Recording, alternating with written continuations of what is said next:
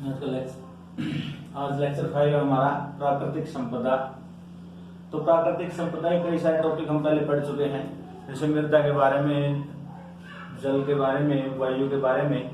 इन सब चीजों के पढ़ने के बाद हमें पता चला था कि भाई जल कितना महत्वपूर्ण है, मृदा हमारे लिए कितनी आवश्यक है। इसके अलावा कुछ और चीजें थी, जैसे मृदा निर्माण कैसे होता है, ह्यूमस क्या है, वो सारी चीजें डिस्कस करने के बाद अब हम नेक्स्ट टॉपिक हमारा जो पहुंचा है वो ये है कि हमारे पास कुछ प्राकृतिक संपदाएं जो हमने जिसको डिस्कस किया था, उसमें सबसे मेन था जल।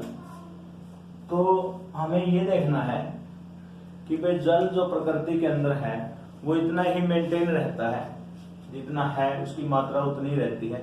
तो ऐसे कैसे हो रहा है, हम भी जल को पी रहे हैं, जंतु भी जल को पी रहे हैं, तो कैसे मतलब ये जो है जल अपनी मात्रा को मेंटेन रखता है पृथ्वी पर।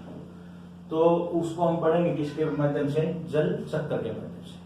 तो जल चक्र जैसे नाम से ही प्रतीत हो रहा है, प्रकृति में जो जल चक्र होगा हमारा, यानी प्रकृति के अंदर जो जल है उसका चक्कर का मतलब ये है कि उसकी रिसाइकलिंग हो रही है। पहले हम एक सोर्स से ले रहे हैं किसी सोर्स के अंदर, तो वो किसी दूसरे मेथड से उसको एक्सक्रीट आउट भी कर रहा है, दूसरों को दे रहा है। तो किस तरीके से ये हो रहा है उसको पढ़ना है। तो डियर फ्रेंड्स, हमारे पास जो मेनली जल है, हमारे पास एक तो भूजल की फॉर्म में है, यानी कि पृथ्वी के नीचे, धरती के नीचे जो जल है जिसको हम समर्सिबल से, हैंडपंप से, ट्यूबवेल से बाहर निकालते हैं, वो जल है। दूसरा सतही जल भी है। सतही जल से मेरा अभिप्राय है कि जो समुद्रों का जल है, नदियों का जल है, जो सतह पर है, तो वो सतही जल है। तो मेन जो दो स्रोत है हमारे पास किसके, जल के, अगर वहीं से हम शुरू करते हैं तो सबसे पहले हम सतही जल की बात करेंगे। जो सतही जल है वो जल जो है वाष्प के द्वारा, वाष्पीकरण प्रोसेस, यानी कि जो जल है उसकी भाप बन जाती है, भाप बन के ऊपर कहाँ चली जाती है, वायुमंडल में चले जाएंगे। वायुमंडल में जाके वो पता है संघनन करके किसका निर्माण करते हैं, बादल का निर्माण करते हैं। इसी चैप्टर में हम ये चीज पढ़ चुके हैं। तो बादल जो है, जो जल है, सही जल कहाँ पहुंच गया, बादल पहुंच गया। बादलों का जो जल है फिर वर्षा के द्वारा या बर्फबारी के द्वारा दोबारा नीचे किस में आ जाता है, सही जल में आ जाता है। वो जल नीचे सतह पे भी आता है बारिश की से, या फिर दूसरा कि भाई जो छोटे छोटे पृथ्वी के अंदर छेद होते हैं, उन छेदों से जमीन के नीचे भी चला जाता है, जो किसमें कन्वर्ट हो जाता है, भूजल में बदल जाता है। तो इस प्रकार से जल आता है। उसके अलावा जो वायुमंडल में जल है, यानी कि बादलों का जो जल है, वो सूर्य जो हमारा होता है सन, उससे सूर्य से प्रकाश की किरणें आती हैं। तो प्रकाश की किरणों के माध्यम से आपको सबको पता है, मोस्ट ऑफ को पता ही है, हम बार बार डिस्कस कर चुके हैं कि भाई प्रकाश संश्लेषण एक पौधे प्रक्रिया करते हैं। उस प्रक्रिया में क्या होता है कि कार्बन डाइऑक्साइड जो है, CO2, यहां लिख देता हूं मैं, CO2 और H2O, दोनों के 6 अणु मिलके निर्माण करते हैं किसका, ग्लूकोज का और ऑक्सीजन का। यह है हमारी प्रकाश संश्लेषण अभिक्रिया, प्रकाश संश्लेषण। तो आप देख रहे हो जब ये प्रक्रिया होगी तो पौधों को जरूरत पड़ती है किसकी, जल की। तो जल वो कहां से लेते हैं, या तो भूमिगत जल से लेते हैं जड़ों के द्वारा, या फिर किससे लेते हैं, वातावरण से लेते हैं। वहां से प्रकाश मिलता है, उस प्रकाश की हेल्प से प्रकाश संश्लेषण करते हैं। तो प्रकाश संश्लेषण से यूज हो जाता है हमारा जल। तीसरा यह है कि भाई बादल से ही अगर हम बात करते हैं तो वाष्प, जो पेड़ पौधे जो जल ले लेते हैं, जीव जंतु, जैसे मैंने जल लिया, पानी पिया है, तो हम उस जल को किस माध्यम से, वाष्पोत्सर्जन के माध्यम से, जब सांस लेते हैं तो वाष्प उत्पन्न करते हैं, उसके माध्यम से दोबारा किसमें छोड़ देते हैं, वायुमंडल में। और वायुमंडल में वो जल उठ के ऊपर कहाँ चला जाता है, संघनन होकर फिर किसमें बदल जाता है, बादलों में। तो इस तरीके से हमने जल लिया है जहां से भी, चाहे सतही जल से लिया, चाहे भूजल से, कहीं से भी जंतुओं ने भी जो जल लिया है वो दोबारा वाष्पोत्सर्जन से वायुमंडल में चला कर कहां पहुंच गया है, बादलों के पास। तो इस तरीके से कंटिन्यूसली जो हमारा जल है वो लगातार रिसाइकिल होता रहता है। तो इसको हम जल चक्र कहते हैं। दूसरा इसी प्रकार सेकंड जो मेन कंपोनेंट है हमारे पास, नाइट्रोजन है, क्योंकि हमारे जो जीवों का द्रव्य है, जीव द्रव्य जिसको हम बोलते हैं, उसमें मेनली जो सबसे मेजर कंपोनेंट है, जैसे मैं कहूं कि कुछ विटामिन है, मैं कहूं प्रोटीन्स है,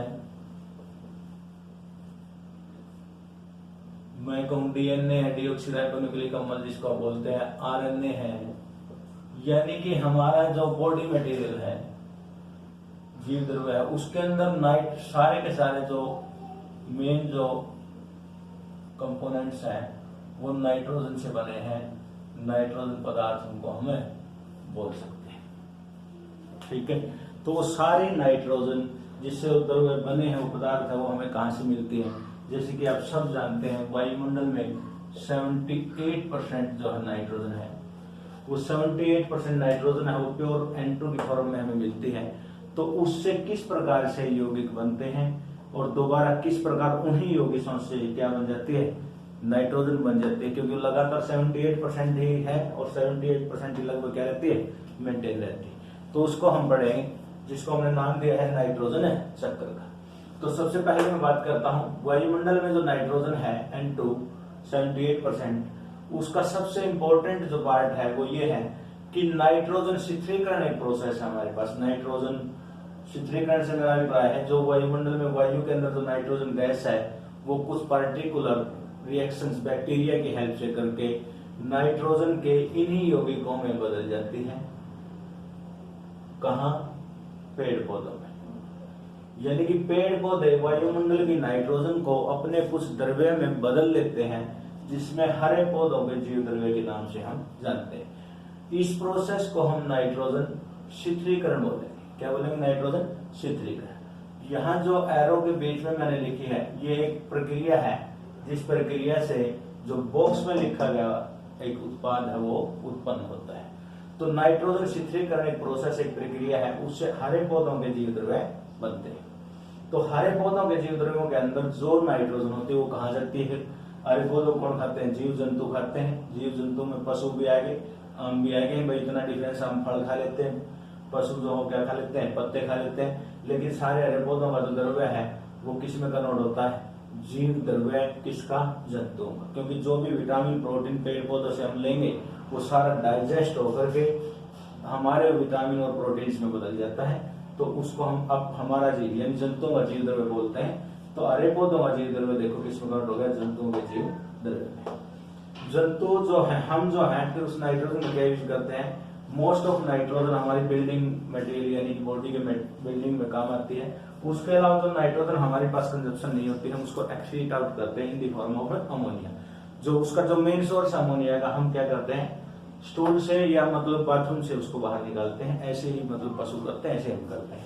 तो अमोनिया के रूप में हमने नाइट्रोजन को करके बाहर निकाला है, वातावरण में छोड़ दिया है। वो अमोनिया जो है वो फिर एक प्रोसेस होती है, कुछ पार्टिकल वायुमंडल में कुछ बैक्टीरिया के द्वारा प्रोसेस की जाएगी। कुछ बैक्टीरिया उस वायुमंडल की अमोनिया को किस में बदल देंगे? नाइट्राइट्स में बदल देंगे। किस में कन्वर्ट कर देंगे? नाइट्राइट्स में। नाइट्राइट्स फिर हाइड्रोजन से रिएक्शन करके या कुछ बैक्टीरिया की हेल्प से किस में कन्वर्ट हो जाती है? नाइट्रेट्स में कन्वर्ट हो जाती है। वो नाइट्रेट्स जो है, जो हमारी फाइंडिंग है, फाइनल फाइंडिंग, नाइट्रेट्स जो है वो एक रिवर्स प्रोसेस, जैसे नाइट्रेफिकेशन एक प्रोसेस होती है जिसे नाइट्रोजन से नाइट्रोजन के दूसरे यौगिक बनते हैं, उसी प्रकार यौगिकों से दोबारा नाइट्रोजन का बनना, नाइट्रेट्स यानी कि कोई भी नाइट्रोजन के यौगिकों से दोबारा नाइट्रोजन का बनना कहलाता है डीनाइट्रिफिकेशन। तो नाइट्रेट्स जो हमारे पास बन गए हैं वो डीनाइट्रिफिकेशन की हेल्प से या डीनाइट्रिफिकेशन प्रोसेस से बदल सकते हैं किसमें? दोबारा वायुमंडल की नाइट्रोजन। तो एक सिंपल चक्कर तो हमारा कंप्लीट हो गया है कि हमारे पास से नाइट्रोजन कहाँ से आई है? नाइट्रोजन शीतलीकरण की हेल्प से जीव द्रव्यों में, जीव द्रव्यों से हरे पौधों के जीव द्रव्यों में, हरे पौधों के जीव द्रव्यों से जीवों के द्रव्य में, जीवों के द्रव्य में एक्सक्रीट कर दें अमोनिया में, अमोनिया से फिर बैक्टीरिया की हेल्प से क्या बने? नाइट्राइट्स, नाइट्राइट से क्या बने? नाइट्रेट्स, और नाइट्रेट से दोबारा डीनाइट्रिफिकेशन होकर इसमें कन्वर्ट हो गए वायुमंडल की नाइट्रोजन। जरूरी नहीं है कि नाइट्रेट्स का सिर्फ डीनाइट्रिफिकेशन ही हो, पौधों को भी नाइट्रेट्स की बहुत ज्यादा आवश्यकता होती है। तो पौधों के अंदर जो नाइट्रेट्स हैं वो क्या करेंगे?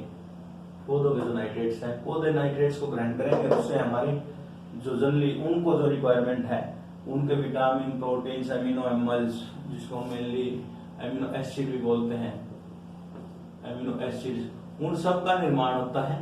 तो नाइट्रेट्स जरूरी नहीं डीनाइट्रिफिकेशन हो गई वायुमंडल की नाइट्रोजन में बदले, वो बदल सकते हैं, हरे पौधे भी उनको क्या कर सकते हैं, गेन कर सकते हैं, और हरे पौधों के जीव द्रव्य में बदल सकते हैं।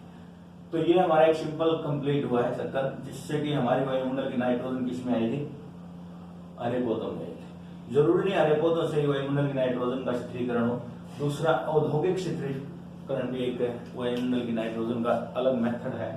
तो औद्योगिक शीतलीकरण जब होता है तो उस प्रोसेस को भी नाइट्रिफिकेशन ही बोलते हैं। नाइट्रिफिकेशन होकर वायुमंडल की नाइट्रोजन किसमें कन्वर्ट हो जाएगी, नाइट्रोजन के यौगिकों में बदल जाएगी। किसमें बदल जाएगी, नाइट्रोजन के यौगिकों में।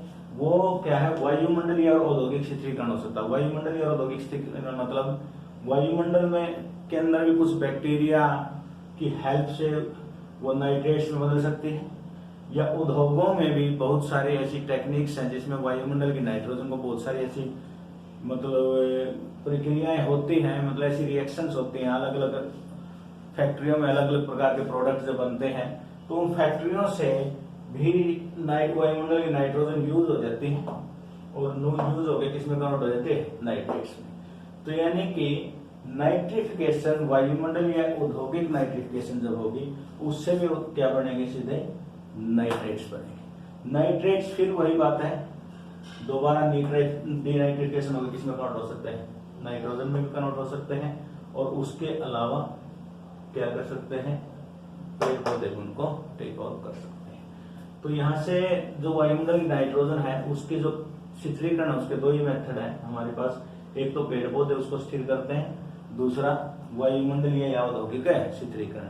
लेकिन दोनों का टारगेट एक ही है, प्रोसेस एक ही है, नाइट्रिफिकेशन, और उनसे बनते क्या है, नाइट्रेट्स, क्योंकि नाइट्रेट्स से डीनाइट्रिफिकेशन होकर दोबारा नाइट्रोजन गैस बन जाती है। तो ये था हमारा अबाउट प्रकृति के में जल चक्कर और नाइट्रोजन चक्कर के बारे में। इससे नेक्स्ट लेक्चर में हम पढ़ेंगे कार्बन चक्कर और ऑक्सीजन चक्कर।